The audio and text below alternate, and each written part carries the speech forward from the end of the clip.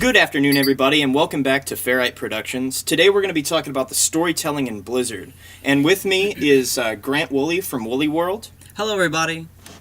So anyway, today it's going to be me, more or less, educating and talking with Grant about Blizzard.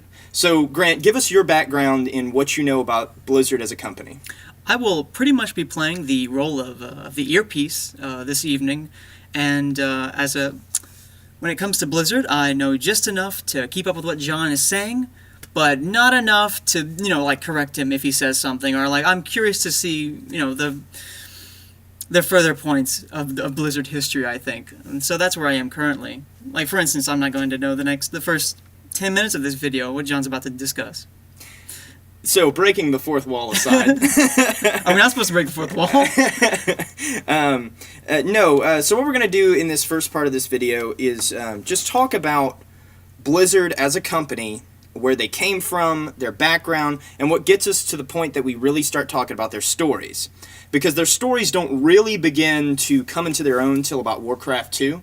So here's just kind of a brief history, a brief background, and Grant, you can just stop me if you want anything to be explained a little further or anything to be dived into for our listeners. This I will do. Ultimately, what I want to say right off the bat, this is going to be a critique of Blizzard's storytelling in games. Blizzard's cinematics are amazing, and their gameplay is a godsend. They're pretty, we get it. They're amazing. I'm not saying that this is no reflection on Blizzard's gameplay at all. This is just a reflection on how they put their stories together. So in the comments section, if you say, it doesn't matter, their gameplay's amazing, that's awesome. Okay, we get it. All right, and I'm waiting for the comment. It's going to happen. But anyway, brief history of Blizzard. Just so I can, because I never get negative comments on my videos. Yeah. So Blizzard starts off as Silicon and Synapse. They go through a couple of names before Blizzard, but this is really the main one that they keep for about 3 years, from 1991 to 1993.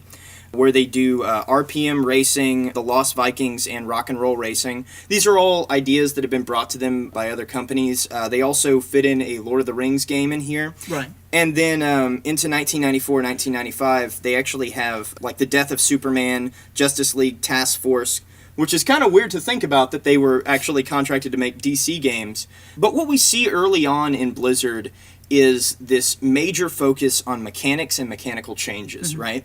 So in the Death of Superman, Superman dies, and you actually play as the other Superman, right? And in the Death of Superman storyline, for those that aren't familiar, he dies. Big spoiler. Right. And thanks for that. Is more or less out in the ether while these other Supermen take over and do different things, so on and so forth. There's about 4 or 5 of them throughout the story. So we see a little bit of, well, that's kind of weird. Why would they start with the DC story, The Death of Superman, as the first game to adapt? But they do. In the same way, too, the Lost Vikings is a concept where you have different Vikings that you can change between in-game, right? So instead of it'd be like being able to play Mario, Luigi, and Princess Zelda all in the same game interchangeably, just kind of back and forth, right? Right. Even though I said Princess Zelda there. It's that level of difference, right? So their characters can do different things, and it's a platformer that's built with this very unique mechanic. And that's what we're going to see with Blizzard going forward, is that they're starting off with mechanical innovation. Right. And they're starting off by taking projects that are well established, right? So the idea behind Vikings or Superman or whatever have you, and going, here's this little twist. Just a little bit, just a little baby twist. Yeah, a little swing-dinger. Where have I seen that before? So then we get to Blizzard's first real game as Blizzard, which is Warcraft, Orcs, and Humans. Now, this is the predecessor to World of Warcraft, to Warcraft 2, Warcraft 3. It sets up the whole universe. Yes, Yeah. Exactly. And it's this very simple game where you're playing an RTS, you've got orcs, you've got humans, you're fighting it out, that's how it goes. It's very basic, the races are very similar, but they start with that resource system, they start to introduce those things that would become mainstays of, say, Warcraft and StarCraft in future installments of the game. Yeah. But it's really with Warcraft 2 that we start to see Blizzard's storytelling take shape. Now, we already know that they're fans of a lot of products, right? So we know that they're fans of Lord of the Rings. They make Lord of the Rings games. They like DC Comics. They make DC Comics games. And Warcraft, Orcs, and Humans obviously borrows very heavily from that Tolkien-esque concept, right? Right. But also, too, it borrows very heavily from Warhammer 40K. Or, I'm sorry, not Warhammer 40K, Warhammer, the original, the tabletop game, which the creators have admitted they're huge fans of. And when year did that come out? I'm just curious. Do you know? Even the decade is fine. It's 19... either 77 or 87. Really? Damn. Yeah. I was expecting it to be like recent, but no. No. The tabletop game has been around for a while. You know, it's kind of part of that era of D&D and everything. I figured it was in that same vein. I just didn't know. I don't know much about Warhammer, so... Mm-hmm. Well, and it's weird because you have this divide in art between sci-fi and fantasy that kind of come out at the same time. So, like, you have, like, the 80s and people are like, oh, that was the sci-fi era. And then it's like... Yeah, by the way, fantasy in general, I would say. Right. They have a lot of fantasy that took hold at that time as well, and so these guys, you know, were big fans of these products. However, in Warcraft 2, what you see is the ability to play as the orcs. Right. Now, that's a concept that had been introduced in the tabletop, leading an orc army. But it hadn't really been introduced in mainstream storytelling, like playing the bad guys, right? No. The orcs were this kind of faceless mass in Tolkien's work. And so to craft a storyline, which of course is necessary to make this game, requires you to give the orcs personality. And so Blizzard begins with this marked change of... Yeah, the orcs are people. Just like you and I are people. They have class struggles, they have issues, they have everything like that. And as we go further in this, you're going to see how intimately this affects a ton of what they do. Right. So Warcraft 2, though, the other thing that's great about it is you have a human villain. So with the orcs, they're actually from a different planet. Right? They get drawn through this dark portal, which then takes them to Earth, right? Because... How convenient. Well, it happens. You're like, it happens. But the whole idea is that... And a lot of people don't know that about Warcraft, but Warcraft is a cosmic story. Mm-hmm. Like, it's a story of literally alien invaders, right? Yeah. These orcs live in the world of Draenor. Well, see, I didn't know that, so yeah, now I know. I'm like, I want to know more now. Well, right, and so what you see immediately with Blizzard's game, and you see where their heart lies, is that they really are like, let's make Warcraft, Orcs, and Humans its own story. So the orcs are from the planet Draenor, which then becomes the Outlands in the WoW games. And Medivh, who's a human who's trying to bring the Fel, which is this kind of corrupting magic that the orcs have found on their planet, from this rather evil, celestial, satanic type figure. Yeah. He wants to bring it to the humans' world. And so the orcs, who their Fel has pretty much destroyed the world that they're in, they're like, well, yeah, let's go over there. It sounds like a party. So, like, Medivh is like, yeah, I'm this human wizard. I'm the guardian of the world, so everybody trusts me. Here's my resume. Yeah, right, exactly. You know, like, he's a pretty great guy. And so he brings the orcs on over. And so then, as the orc campaign continues, the orcs are kind of figuring out, like, hey, well, maybe this whole, like, devil thing, like, isn't great, you know? And they have this wizard Gul'dan amongst them, and he's a warlock. Let's say wizard. Warlock Gul'dan, who manipulates these dark powers, and the orcs are like, yeah, fuck that guy. And so their whole story is more or less, like, no, in a really manly way, they're like, fuck that guy. But, you know, like, that's... I feel like you're oversimplifying it, but yeah, okay. Yeah, right, sure. No, but that's the general gist of the story.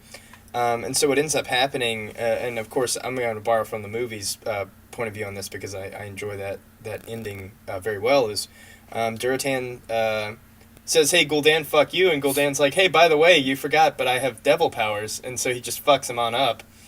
And Durotan dies, but Durotan's son Thrall lives.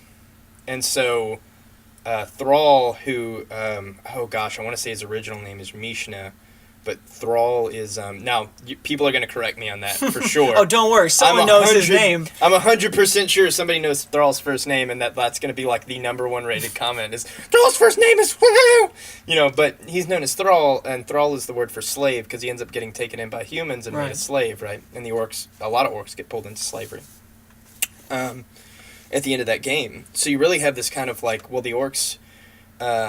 the orcs are kind of ruled by Gul'dan, like Gul'dan's causing this trouble, these good orcs try to fight against them, and all of a sudden orcs are complex. Their story is interesting. They're not just these big 8-foot-tall brutes, right? Which of course they are. There's these gorilla-looking dudes. I mean, they're terrifying. They're making them complex. Right. But you have this whole thing where it's like, oh, well, I want to side with Durotan. I want to side with Thrall. And they even went so far as to attempt to make a game about Thrall's backstory. As one of those, like, it's a story where you choose to go left or right, it's a pathfinding game. Choose your own adventure. Right. They were working with a Russian company. It kind of fell through, as Russia does sometimes. No, you don't say. Really. But anyway, but yeah, like, their story behind Thrall, which, of course, they used in later games, was so compelling that they were like, yeah, let's build this character, Thrall.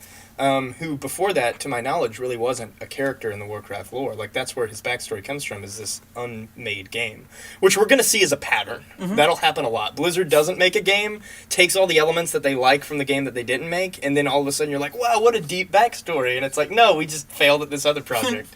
But anyway, so going forward, Blizzard meets up with this company, Condor, and it's love at first sight.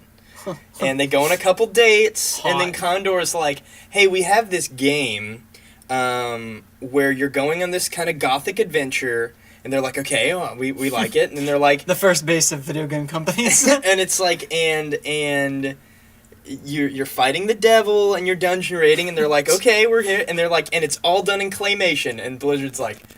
let's time out there. Like, money exists. I have several issues with this proposition. There's a terrible idea. And so they're like, well, let's workshop that a little bit. And so Condor, that's the birth of Diablo. It's this weird little claymation game. Which, I mean, I would have loved to see Diablo done in clay. I mean, honestly. No, being an animator, very interesting. Being an animator, I would love to see it be done and how it would be pulled off, because it's a hell of a task. So I'm curious as to how someone, especially early on, like Blizzard, would have been able to pull that off. Well, I did see some of the early, like, characters and stuff, like, from that original pitch, and it's cool looking, because, like, you use the clay and, like, you morph it around. I've seen some of the models, yeah. Yeah, but, like, overall, I'm glad that we got the product that we got in some ways, because I definitely don't feel like people were ready. Yeah, for art like that. like experimentation like that. Well, yeah, I mean, what you got to consider is this, like, 1996. Yeah. Like, video games are still, like, it's a me, Mario. We're glad we're not playing Pong. Like, feel blessed. Yeah. And so I think there was a lot of fear with taking on something like that, just because it's so foreign. But Diablo is basically this dungeon crawl. You're going into a set of catacombs beneath a church, and it's pretty much just like, hey, here's a basic D&D adventure. Yeah. You're going to go down and fight the bad guys and so on and so forth, and customize your character to an extent. But this very gothic horror setting that they take and they really run with, and Blizzard, again, is taking something very familiar, right? Because Blizzard is a real big fan of the tabletop games. They're a real big fan of D&D. They're a real big fan of Warhammer. Right. And so their ideas don't depart from that so much as it's almost like, hey, this was probably one of our D&D adventures.